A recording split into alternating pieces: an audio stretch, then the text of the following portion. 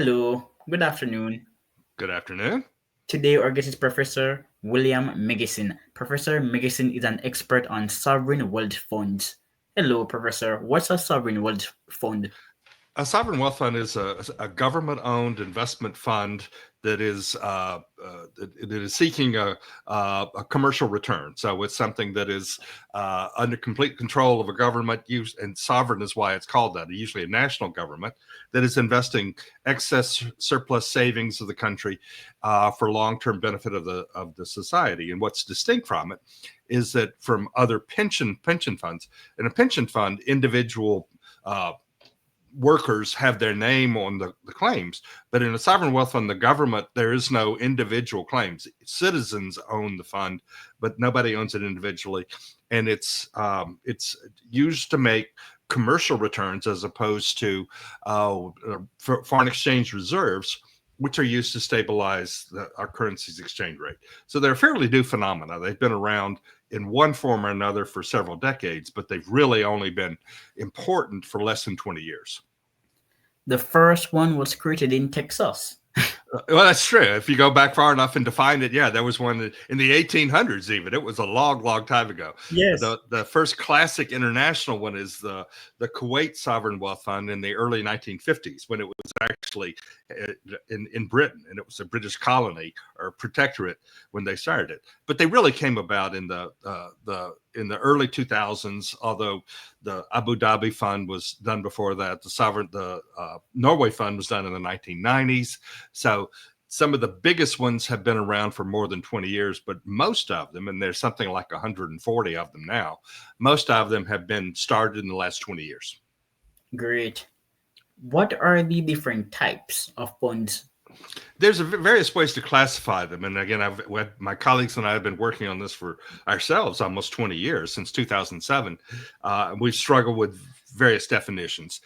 In the quick and probably the what's coalescing as the mainstream classification now is something that is a stabilization fund. In other words, if you're a country, or like my state of Oklahoma has a stabilization fund, because we're highly dependent on the price of oil and gas.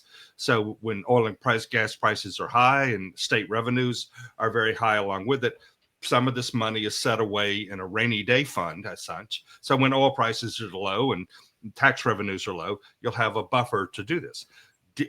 Resource-dependent countries have long had stabilization funds, and some of the modern sovereign wealth funds are, in fact, based on that. So that's one type of fund. You have a strategic fund.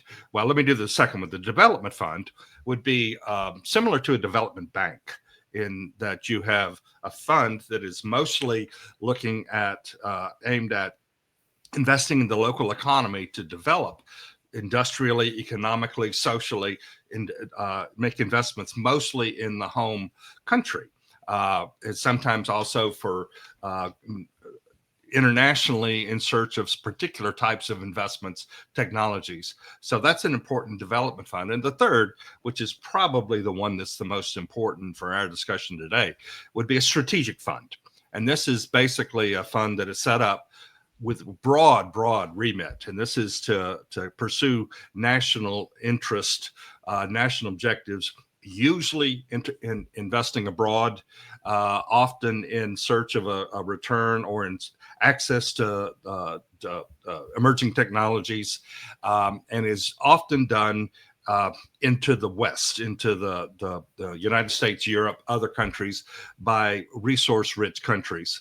And most sovereign wealth funds are set up by resource-rich, small population countries.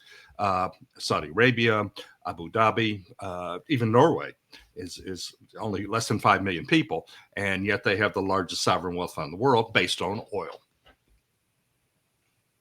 All right. Donald Trump proposed a sovereign wealth fund. Do we need one in the US? No, we really don't.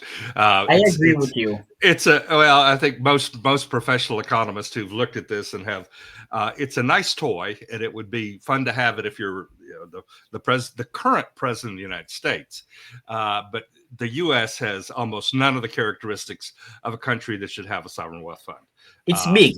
It's a really big country and It's it's already big and it's a rich. deficit. It's a debtor country. I mean, we if we had excess resources for some magic reason, money came to the United States government, they should basically use it either to pay off debt or to fund other programs. But as long as you're running a $2 or $3 trillion a year deficit, it makes no sense to sequester some type of funding for a sovereign wealth fund. So, one, we're a debtor country. We're a very big country. We're also the country that has the most sophisticated, deep, and sophisticated capital markets in the world that allocate capital very efficiently already. So it's not like we're missing investment opportunities that a government should capture. And it would be highly politicized if you set it up in the United States. It would be almost impossible to sequester it from politics. And this is something that every country that has a sovereign wealth fund has wrestled with, how to keep it from becoming a political toy that the government in power can use. And we would be very susceptible to that. Now, if you're a Republican, I am, but that doesn't matter. If you're a I'm a Republican, libertarian. I'm sorry. I'm a libertarian. Okay. Well, I mean, I have leanings that way as well, so I can understand. But if you're, if you see it proposed by the current administration, you might be sympathetic to some of the ends. But of course, the deal is he's not going to be president forever, and the next president could very well be a liberal Democrat or somebody else, and would have a very different set of priorities, but would still have access to what would quickly become one of the largest investment funds in the world. And the way that it would be set up under current proposals, there would be very few checks and balances in an American sovereign wealth fund. And given that it would be set up in the United States, it would become huge very, very quickly. So it's there for economic reasons. We're a debtor country. We don't have the excess savings. Financially, we don't need it because we already have a very sophisticated investment community and very sophisticated capital markets allocating money. And certainly we're a growing population. We have no need to essentially look at future generations and protect them with an investment fund. And it would be the way that the country is polarized. There would be almost no way to set it up in a non-political, objective manner. So it really does not make a lot of sense. It may happen. It may be a bad idea whose time has come, but it is a bad idea. Let me deviate for a while. Okay.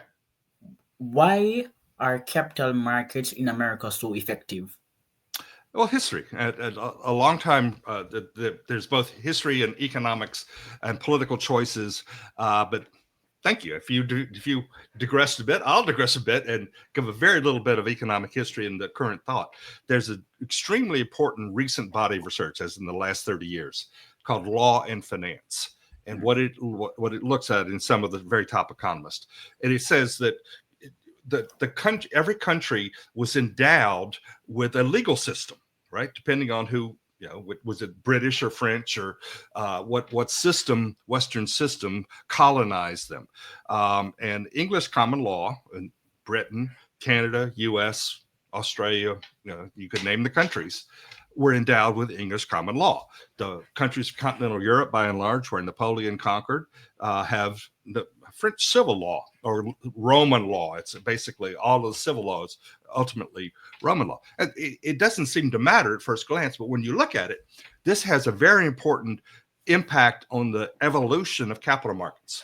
In English common law, investors have real rights. They have the right, so your shareholders are protected, bondholders are protected. So you have large capital markets because investors do not fear expropriation by the government or by managers. In civil law countries, it is much less, it's much more run in the interest of the state. Government has first claim on many things.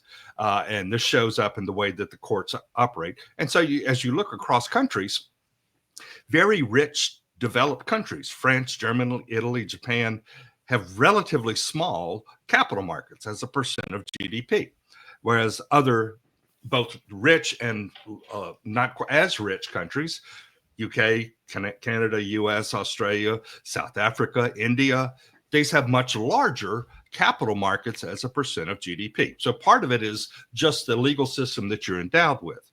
American culture, of course, from the very beginning has been much more to some would call it anarchic, but certainly more individualistic than other countries. So you put a much greater role on individual freedom and individual entrepreneurship than you do in other countries that are much more communitarian oriented. So because of that, and we're a huge country, right? So it's a decentralized, large country based on capitalism, for better or for worse.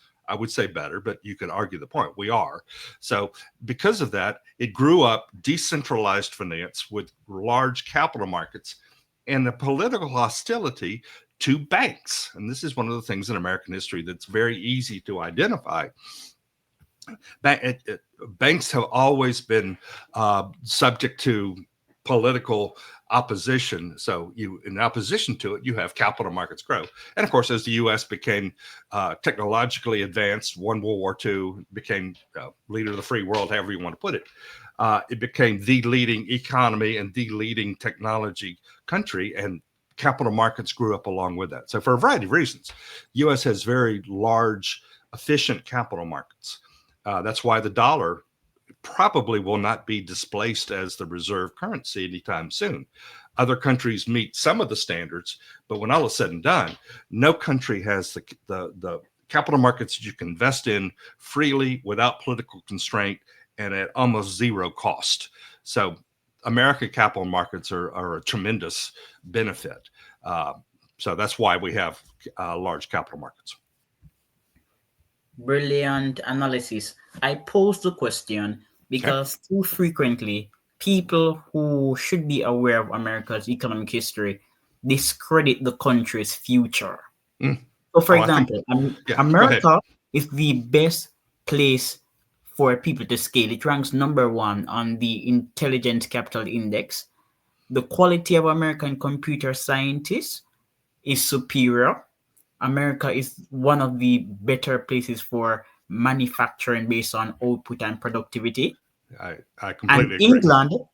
England is still a scientific superpower. However, the problem with England is that many of the technologies which were created by British people scale elsewhere. So America and England, these are still the countries to watch.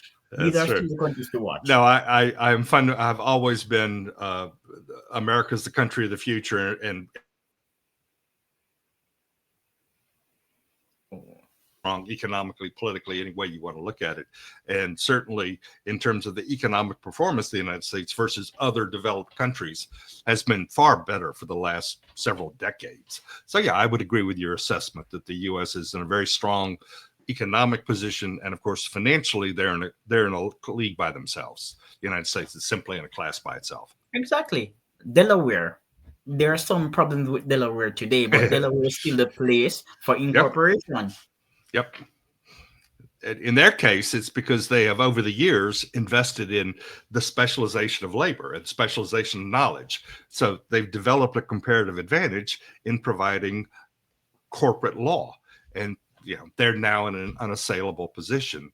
Well, not unassailable, but they're in a very strong position. You're right. So you have a good libertarian view of the world, and I largely agree with it. Exactly. And I don't know why so many countries refuse to follow America's lead. America did something quite tremendous years ago. If you buy a property and you discover oil, you own it, not the state.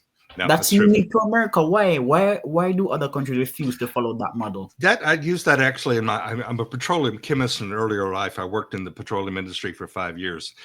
So I actually use this in my PhD corporate finance class yesterday. The technology of fracking, hydraulic fracturing to find oil is now well established, and every country has shale. But it's only really developed in the United States, largely for the reason that you said. In the United States, if you own land, you own the mineral rights. In most other countries, you can own the soil, you can own land, but the mineral rights either belong to the community or to the state. And if that's the case, you have no incentive to let, messy drilling people come in and punch holes in the ground. Whereas if you own the land, you get royalties, you have every incentive for it. So yeah, that's one of the reasons why the United States now, and it's almost all of the growth in oil and gas production in the last 15 years has been because of fracking. Exactly my point. I don't have a PhD in economics. In economics, I am not a mathematician. But sounds like you should. Issues. Sounds Exactly. like you Maybe I should. should. Yeah, it's no, these are really simple issues. It's just like the other legislation, the Bayh-Dole Act. So many countries refuse to follow that model because they No. want the state to own resources. The Yep. state gives money to a university. The universities should own it. They should commercialize it. If you are going to allow the state to play a role in IP, that will slow progress. It's common sense. Well, you're right, but there's an instinct, and I understand it. Much of my research of the last since I've been a professor has been privatization of state-owned enterprises as well as sovereign wealth funds. So there's an instinct for in democratic societies or all societies for the government, particularly a democratic government, to own the means of production rather than individuals, wealthy people. That this is inherent to human instinct. The economic performance says this is wrong, that individual ownership is far superior, far more efficient over time, much more wealth creating than state ownership. But there's always a yearning to have a responsible government owning the means of production, even though they tend not to be terribly responsible in how they actually run it. Talk more about private sovereign wealth funds.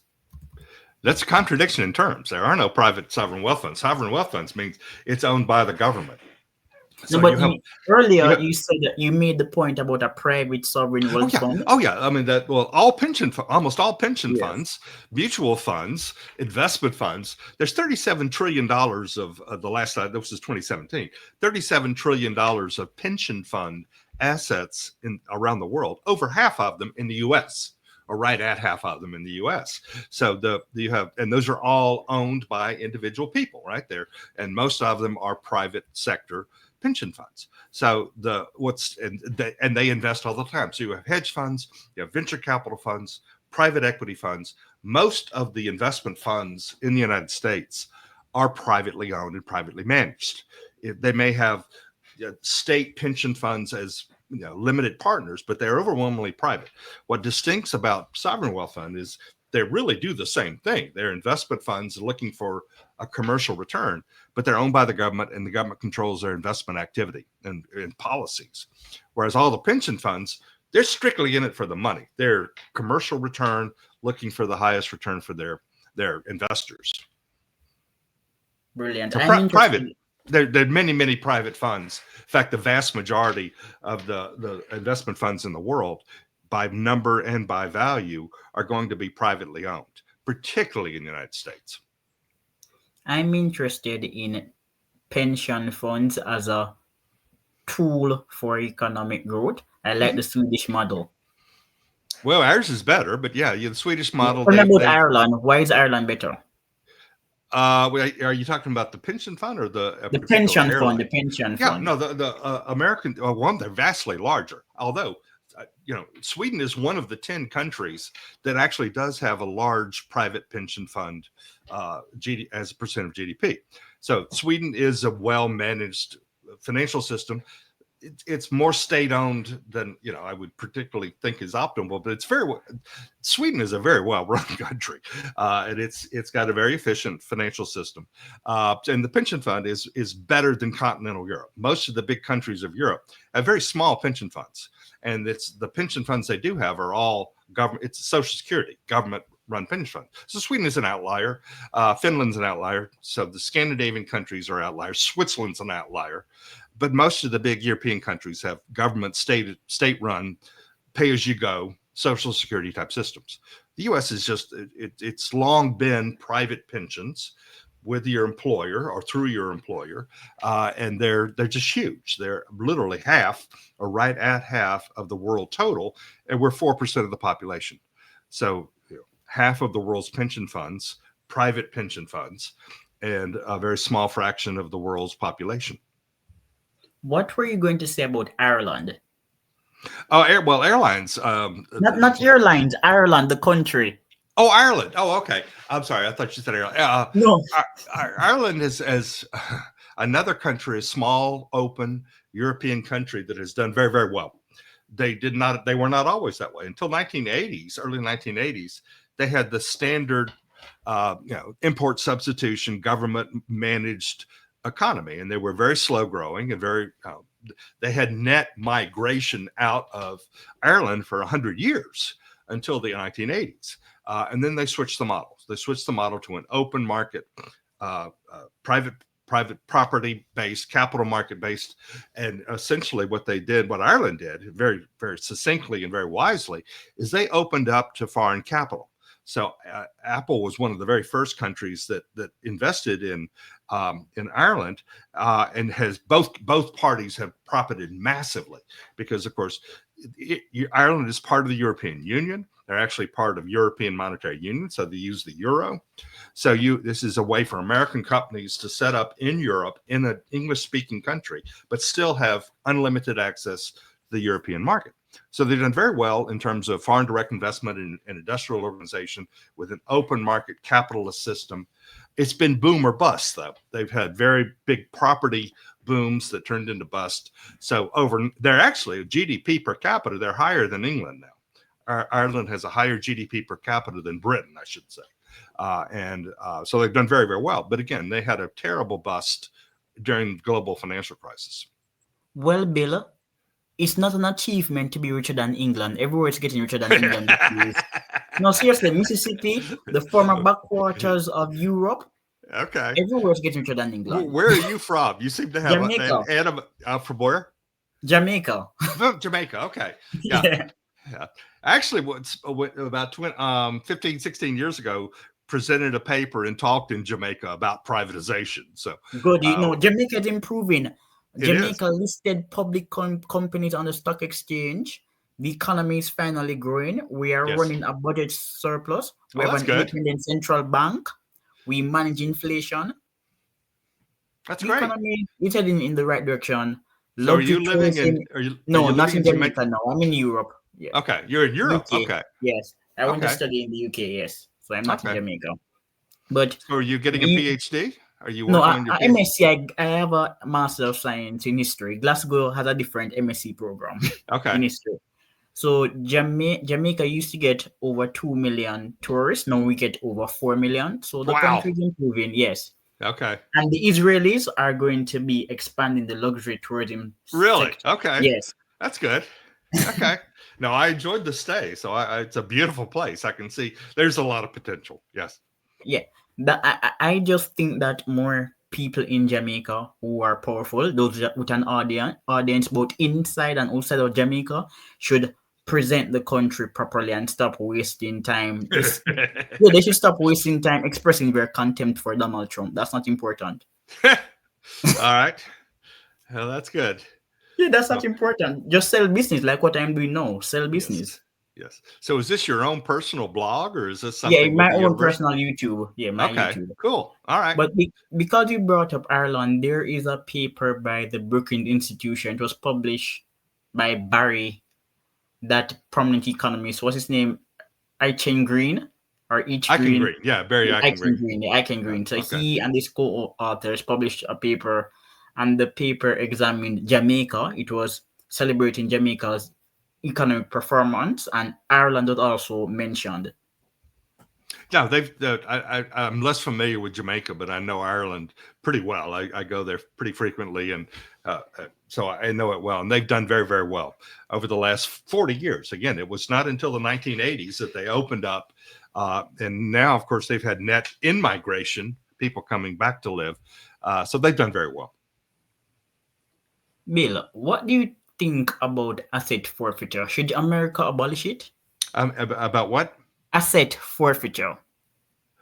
Well, it depends. Asset forfeiture, to my knowledge, is only in criminal cases. So if you're a drug dealer and they confiscate your Mercedes Benz and your gold, I have no problem with that. So if it was legal forfeiture, I don't have a problem with that. Seizure, extra legal seizure would certainly be very wrong. But asset forfeiture in due process of a legal conviction, I don't have a problem with. Why? I asked a question because I think that criminals should go to prison. Well, I didn't phrase the question appropriately, because there are cases when people do get into trouble with the law without being dangerous or serious criminal. So Okay. I should have said civil asset forfeiture, but not Okay. all cases include drugs, and just become a really big problem in America. I haven't heard of it, so I haven't heard Yeah, of the complaint. So it certainly, if it's extra legal, if it was not in due process, then I would certainly be opposed to it. But uh, even in democracies, you have you can be forced to give up property in response to what I'm trying to say is the legal domain, eminent domain. So I mean, you have to be able to force individual property owners to give up their property in in for payment, of course, fair payment. But yeah, there's limits to private property. There always must be. But generally, it should only be under due process and as a real penalty. well, I can imagine America expanding even more if it would pass a new law. If you're a criminal and you get into trouble, you go to prison, but your assets can never be seized.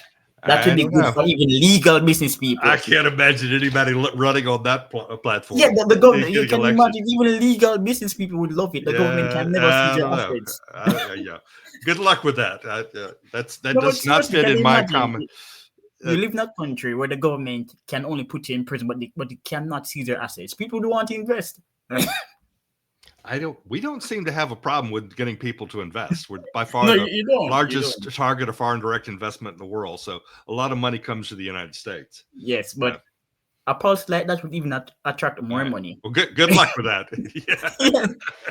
Yeah, like You're I gonna have to was. get somebody else to push that one for you. Okay, It's and it's controversial. Like I was online and somebody was explaining to me a law in Florida where if you live in Florida, your creditors can never seize your property. I, Yeah, I well, don't know much about it, but okay, apparently that's yeah. an attractive law in Florida. If you don't pay, creditors can seize your assets. That's basic Yeah, but not law. your property. Like your house, they can't take your Yeah. house. If you have a mortgage on your home and you don't pay for you fall behind on the mortgage, yeah, they can take your house. That's basic, contracting law. So anyway, what else do you want to know about sovereign wealth funds? Yeah, exactly. Yeah, because you're an expert in finance, have a broad knowledge base, and I like finance. But back to sovereign wealth funds, are they effective on average? I'm sorry. Are sovereign wealth funds effective on average? No, they have not Okay. historically been. But no, they really have not. We have in fact, the only major paper in a top journal we've published on sovereign wealth funds was in 2015 on the Review of Financial Studies. And we looked at essentially are the sovereign wealth funds as good as private investment funds or private investors when they buy stock? And the answer is no. The private investment funds dramatically outperform sovereign wealth funds as investors. It's like 5% to 2.5%. It's twice as much on average over time. So no, they're not very good investors. Some of them are the Norway fund is always an outlier. It's the biggest, it's the most transparent, and it also has the highest return over long periods of time. Most of the other returns, particularly those in non-democratic countries, have very poor returns. They may be positive, but certainly far less than what you would expect from equity investment. Some of them don't even disclose the assets, much less the returns. So no, in general, these are not particularly good investors. Cross countries, cross time. No, they're not good at all. I have been doing research on the resource curse because Mm-hmm. I'm writing a book on Africa. All right. And the research said that sovereign wealth funds can mitigate against the resource curse in developing countries. But based on my review, for sovereign wealth funds to work, they need appropriate fiscal rules. Yeah, no, they do, and again, in countries without strong institutions and property right protection, the greatest danger is usually going to be theft by elites, the people who are connected to politicians or the elites, if it could be an ethnic group. So elites are always going to be the counterfactual, right? So if you have a resource discovered in a country with very poor institutions, the insiders are likely to steal it, or if it's expropriated. If you have sovereign state-owned enterprises, They're typically very inefficient and politicized, so they will kind of waste it. So in that case, where the alternative to a sovereign wealth fund is expropriation by the elites, then sovereign wealth funds have a role to play. They can be more transparent if you set them up correctly than just a state-owned enterprise or captured by elites. So in certain cases where you have poorly functioning institutions, sovereign wealth funds have a role in that they tend to be more transparent than the existing institutions. But in general, no, they're not particularly good. If the What alternative is a market oriented private investor, that's always going to be a superior, well, usually going to be a superior model. what about the sovereign wealth fund in your state?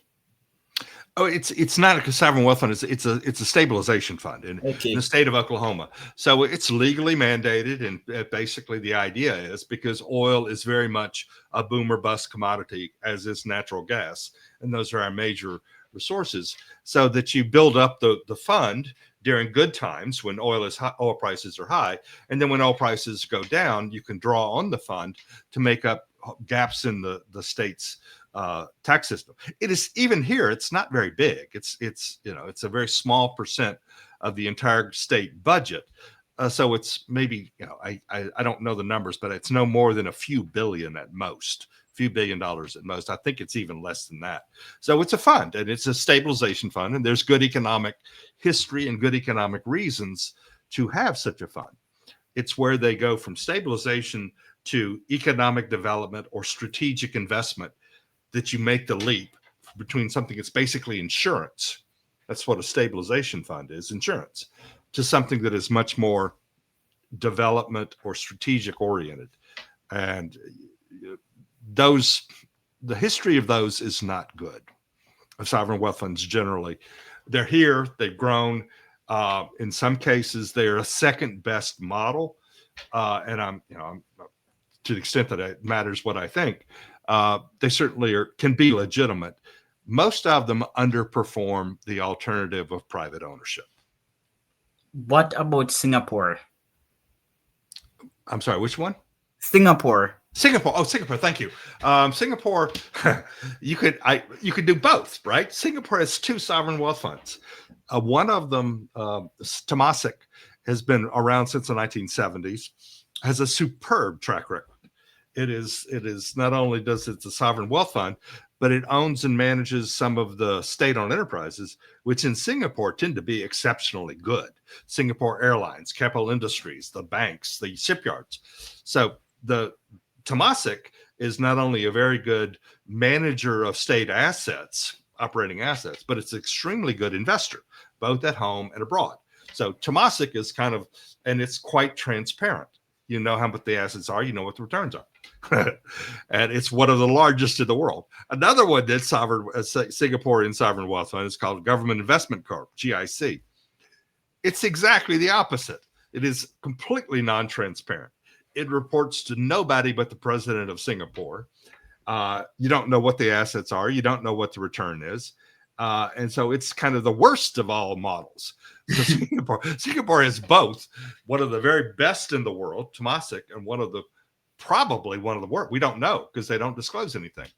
So Singapore is in many ways is a very unique little country that punches way above its weight and does things on average really, really well, kind of like Sweden. But it's even better than Sweden in many ways in terms of its performance. Jamaica could have been a Singapore.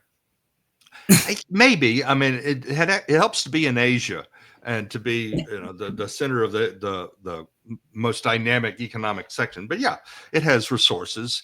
In many ways, you're right. In many ways, it's quite similar in size. It has one of the great natural harbors of the world, so as does Singapore, and it lives on trade and tourism. So yeah, I think Singapore is Singapore because of Lee Kuan Yew. Jamaica is Jamaica because of Michael Manley. We wasted the 70s with that. Okay. No, I think from what I know of the history, I would probably agree with that. Yeah, we wasted the 70s with that man. Not Barbados, Cayman and Bermuda. Those countries are major tax havens. We are not. Why? We had him. Socialism has ruined a lot of countries. I would have Yes. to agree with that. Yeah, I see what you're saying, and I would largely agree with that. Lee Kuan Yew was an extraordinary person and a very extraordinary leader who was there for what 35, 40 years. A long time, yes. Yeah, so that most countries don't have that luxury. No, not at all. Some people like to use Singapore as an example of successful authoritarianism, but no, it was No, just one man, one smart man. one man, and it was never a dictatorship.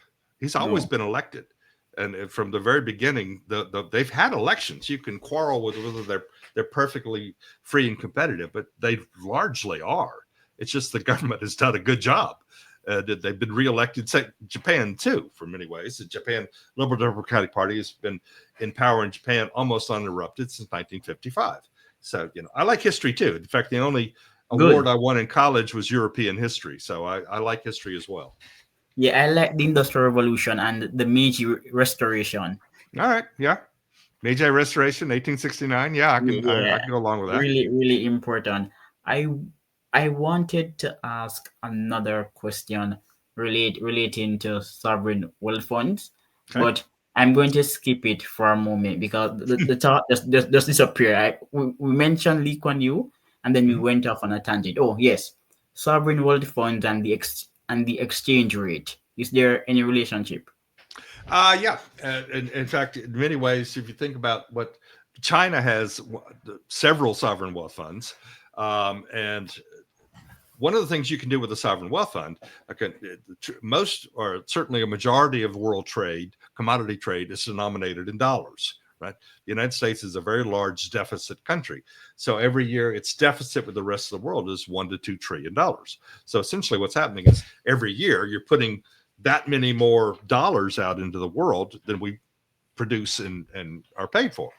So if you with China, if they were exporting to the United States, being paid in dollars, and then converting those dollars back into renminbi or yuan, the exchange rate would explode. Right? If Singapore tries to maintain a fixed exchange rate with the U.S., but if it was a floating exchange rate, it would appreciate. Right? Any country that's running a large surplus will see its currency appreciate.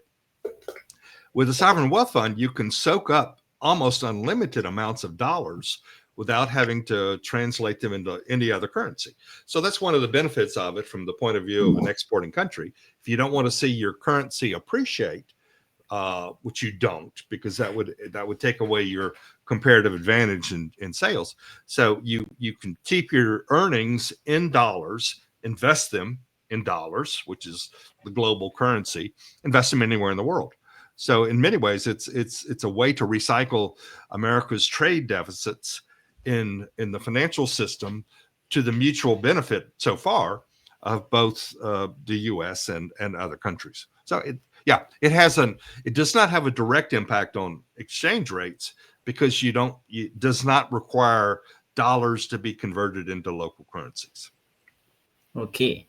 So what this is a new question. Based on what you have explained, would a sovereign wealth fund be effective in the current economic situation in light of tariffs? No. Okay. I mean, no, that's a good question because tariffs, at least on the surface, would seem to be a way to fund it. Right? You have a ready source of funding. But again, the problem is it would be better to you if you're going to have tariffs. And I think we're probably going to end up having a 10% across the board tariff, rightly or wrong. I think that's what it's going to come down to. That will raise a good $300 billion a year. That would go a long way to paying for the tax cuts and everything else. But that should be used to pay for the running of the current government, not to start something new. So unless the U.S. for some reason changed its all American citizens changed their savings and consumption behavior to become net savers, which we're not, you're not going to have a surplus. The government is not going to run a surplus. So there's not going to have the basic economic saving surplus to invest. We don't need it in terms of we already have well-functioning investors in capital markets. And we don't really want it in terms of the politicization of investments, which you already have to a degree, but we've avoided the worst of what most countries go through with government-run investment programs. You said that Americans are not net savers. I'm not disagreeing, but American pensioners, they're doing quite well. Of course, I've yeah. yes. Yeah, I mean, it's certainly there's no shortage of capital in the United States, largely because when the invest what American savers do and save, they tend to invest in stock, which of course has a much higher return than just a deposit, demand deposit. So yeah, it's I think that the actual savings rate, gross savings rate of the United States is positive. It's like 15%. Most of Europe's in the 20 to 25%. China's 45%. So, I mean, in terms of gross national savings, it is positive. It's low, but it is positive. The problem is we invest more than we save, right? We invest both in terms of fixed assets and far more in terms of our research and development and new product development. So the U.S. is a very efficient processor of savings. It's just we're a low savings country. And at the national level with our government, we're huge net dissavers. We're huge net borrowers because we overspend at the national government level hugely, and that's a prerequisite. A fiscal surplus is a prerequisite, really, to have an effective sovereign wealth fund, and we don't have it. Yeah, you're really concerned about America's fiscal deficit. Is it a problem that China is a creditor? Some people say, okay, if the Chinese are not buying U.S. debt, that's a problem. What's your No, take? no, that's I in the current standoff with. By the way, I think it's time we did this with China. And I'm a Chinese. I'm a visiting professor at a Chinese university. So I mean, I've been to China many times. I have a basic fondness for the country and for the people. But no, it's there's no question which is the more powerful country, society, than the United States. And in the current standoff, China is going to lose far more than the US. The perception was that if countries were ever forced to choose between China and the United States, they would choose China because China was exporting so much stuff to them. What has become clear with the last month, particularly, is no. If you had to choose, almost everybody's going to choose America because that's where they can export their stuff to. That's where That's where the customers are. So no, China's losing this battle, and I think that China will. They've already stopped buying treasury bonds. They stopped that at least a year and a half ago. So their net holdings of treasury bonds, they're high, a couple of $1 trillion. But if they started to try to dump treasury bonds, who would that hurt?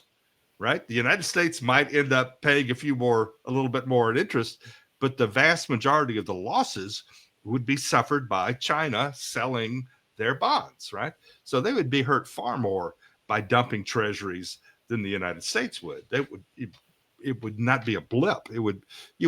Other people would buy treasuries if the Chinese sold. They would suffer a capital loss on a colossal scale on their holdings. So I don't fear that at all. I love your analysis. You're such a winner when it comes to America. Look, Well, I'm fun, and I came of age living overseas. I was living in Pakistan when I was 13 to 15 during the Vietnam War. why? Why did Uh, you live in Pakistan? my father was a professor, so he Okay, was a what did he professor of teach? management. So we lived in Spain in 1962. He was a Fulbright professor. I've been to 85 countries. I've lived in 5. So I have for an American, an unusual international background. So I came of age in a foreign country during a very unpopular war, and I've lived history. So it's never been a question in my mind that the freedom is the way to go, democracy is the way to go, that the American economic model compared to the others has far better survival value. And of course, the U.S. military, ultimately, the guarantor of world peace is going to be the United States Navy. So there's never been a doubt in my mind that in this great sweep of competition between societies and in history, the U.S. was on the right side. And I still firmly believe that, and I'm 70 years old. I So agree. Bill, was your father smart? he was a smart man. But again, he was a smart man. But and the but was, yeah, he was a smart man. But he came out of backwoods Alabama. He was, dirt poor farm boy out of Alabama until World War II came around. And he was, a volunteer, became an officer in the Air Force, served in the 8th Air Force, and then came back to the United States after World War II, and the GI Bill, got his PhD. So he had the opportunity, right? He paid for it with service, but he had the opportunity to get an education and to work as a professor for many years. And he'd seen the world. He wanted to go back, so he took his family and showed us the world. And I've loved that, and I'm doing that with my family. We're tonight going to get together, and I'll make 4 trips to Europe this summer, 3 of them with family to show them the world. So um, I'm a believer in Yeah, I know. America. Yeah, I like America too, and Well, good. I believe in family. Family is good. Family is very good. Yes, So do you have grandkids? I have one. I would Okay, like more, but I only have one. Uh, boy or girl? a little girl. Every good man should have a daughter and a granddaughter, and so Yes. I've been blessed with both. So, are you married or not Not yet? yet. No, Okay, no. Yeah, not okay. yet. Well, Yeah. You know, look at we you. Seem young like people these days. you have all the right instincts. So I applaud what you're Yeah, doing, and you should consider a PhD in finance. So, maybe I should do. Maybe I should get another degree. I think so well, too. you I'm need right if you're now. going to do a finance or economics, you need to have a strong math background too. Yes. Yeah. So, but all right. I want. Anything else? Any other questions you have for me? Okay, before we wrap up, because I'm happy that you mentioned China personally, I think I want to title this video "Why is China losing the tariff war?" That's going to get more views. Yeah. Well, why is because it's running a huge trade surplus with the U.S. So by definition, if you have a trade war, the country that is currently the deficit country, we export 150 billion to China. They export 450 billion to us. So they're running a $300 billion trade surplus every year. And oh, by the way, they're running a $1 trillion surplus with the rest of the world, a third of it us, a third of it Europe. So yeah, if they're cut off from being able to export to the US, it's already happening. It is causing devastation in their export economy already because the orders have stopped, right? The goods are still flowing, but the orders have stopped and the factories are closing down. Unless the US blinks, um, there's no question who's going to lose this trade But dispute. what about the argument that American companies, they're affected by the tariff and they're losing money, and because of how the global market is structured, many of these companies have to redesign their models. So that's an argument that No, the the companies in America are losing. American companies have been souring on China for a long time. If you go to China as an American corporation, your technology is going to be stolen. It's this, right? You hope you can make enough money in the few years before they completely steal it, but you don't, right? The consumption as a percent of GDP in China is less than 40% personal consumption. United States it's 70. Europe it's in the 60s. Japan it's in the low 60s. So you basically this is a country that produces and produces and produces, exports, manufactures, but the people don't make any money, right? They're very poor. There's very low consumption. So why in the hell do you want to go, to sell to this market? It looks huge, but in point of fact, other markets are much more valuable to Americans. Apple just announced it's already transferred half of its US iPhone production to India. And by the end of next year, it will have transferred all of it. So American corporations have been disinvesting from China for several years now. This is going to accelerate it. And where are they going to send those goods? Right? They can't export the goods to the US. Other countries are very wary that they're going to dump it on them. So China's in a really bad situation. What you hope they don't do is something stupid like invade Taiwan to change the subject. But no, they're in a very poor negotiating position, despite the talk that they're giving. And it could be that the U.S. blinks. I don't think it will, but I think you could have there is pain. People are complaining, so you could be forced to lessen the pressure on China. I don't see that happening, but it certainly could. You have a democracy versus a country that is not a democracy, and has the ability to enforce its will and does so quite brutally. So, but I think in the end, there's not much doubt which party has the stronger position and who is very likely to win. And what it has revealed is that when you force countries to choose between China and the U.S. To a country, well, not quite. Cambodia is going to stick with China, but Vietnam's not. Korea, Taiwan, Japan, they're not. They're going to go where the market is. They're going to preserve the access to the U.S. market. So Remember, it's it's easier to export to America. Most companies understand the American market. It's difficult to and it's navigate the Chinese market, and relatively open. It's exactly, not and the open anymore. Chinese don't. The Chinese can speak English, but that's not their primary language. No, many other things too. They are poor people. It's a rich country. It's a very strong country in terms of manufacturing capability, but you don't have the people don't have the money to consume. Now you're going from an export job to almost starvation in many cases quite quickly. This is going to end badly for China, and the longer it Mm, drags out. Bill, you need to be on CNN or Fox saying this. No, seriously. Well, we'll see. I've gotten some interviews, but not see it. Although one of our papers was mentioned by Fareed Zakaria, so Which uh, one? What's the name of it it? was on tariffs. It was on China tariffs, actually.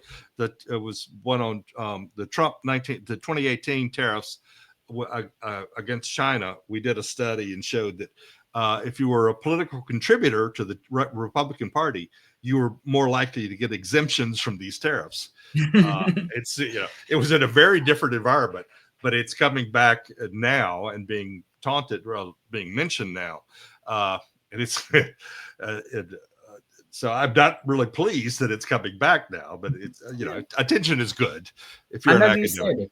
said, the I'm sorry. you keep making this point. The Chinese, they steal technology. Mhm. China's technology is based on external innovation. Of course, other people's innovation, which they didn't Exactly. pay for, by and large. Some of it, of course, they had to, but no, there's this is policy, is that you basically force foreign companies to disclose their technology, or you just steal it otherwise. No, there's no way they can get around that. That's been policy for a long time, and Even America. DeepSeek. I Yeah, compare DeepSeek to it was ChatGPT. It's similar. DeepSeek is bootleg similar to technology that ChatGPT. came in. It's I don't. This is a they are, but they have been for several years the world's leading exporter, the world's leading manufacturer. They produce more steel than the rest of the world combined. There's no belittling that this is a very powerful manufacturing economy. It's just completely one-sided and not really run by market forces. And basically, the rest of the world is at the point of saying this has to stop.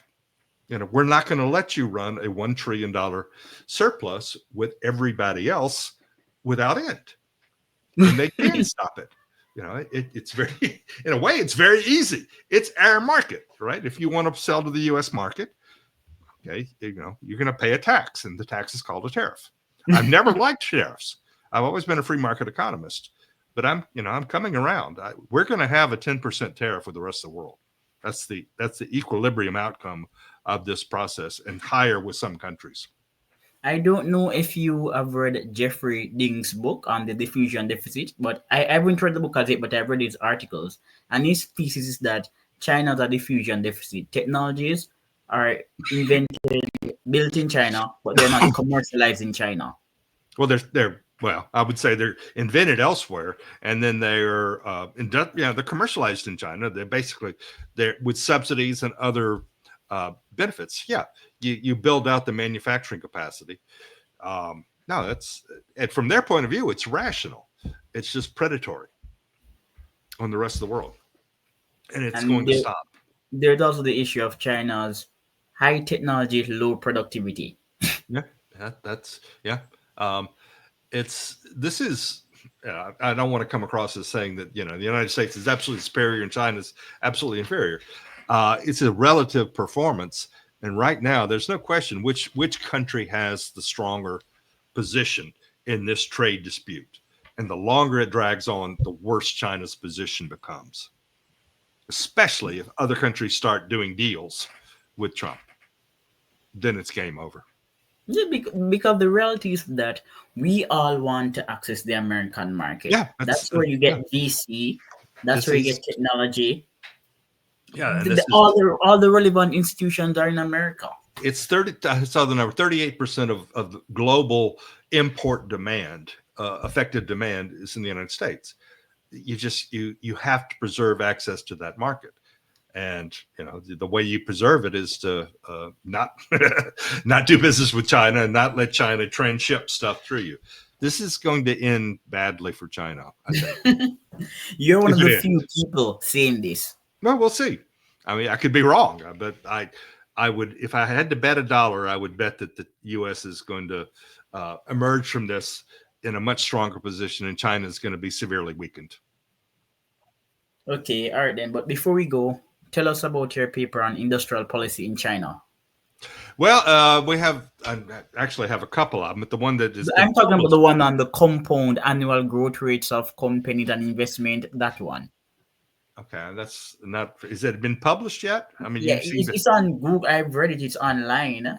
Okay, well, probably Industrial the one. policy and asset prices.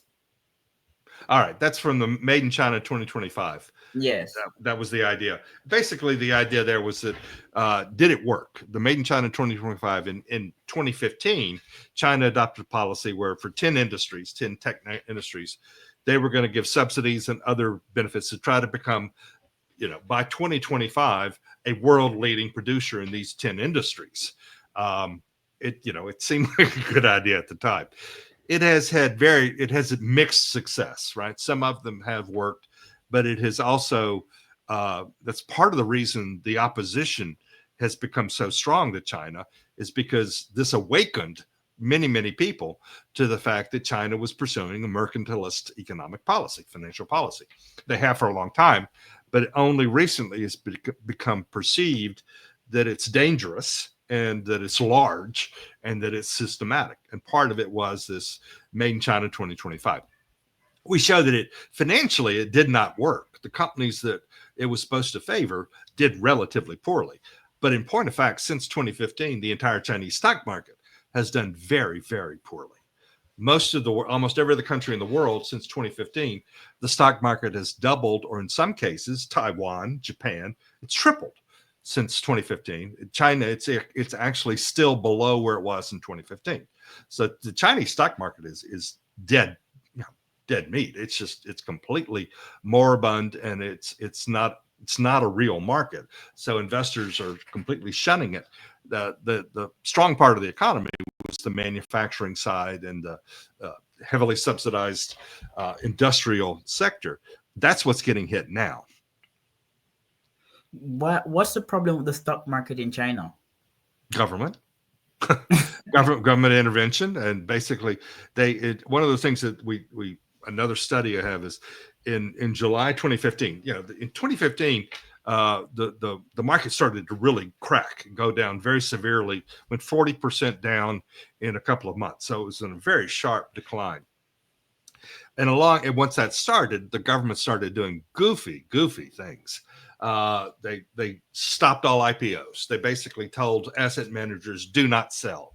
But the worst thing that they did is in one day they announced that you could not sell. If you were a 5% shareholder in a company, you could not sell your stock. Right? So for the first time in financial history, really, you basically told owners of an asset that they could not sell their stock. They could not sell their ownership. So people were locked in. And of course, the market continued to go down. The government then stepped in to try to buy their way out of it by funding asset purchases. It's basically a stock market run by the Chinese Communist Party. Why would you expect it to be an efficient free market when you have such a government calling all the shots? And they've just done a terrible job.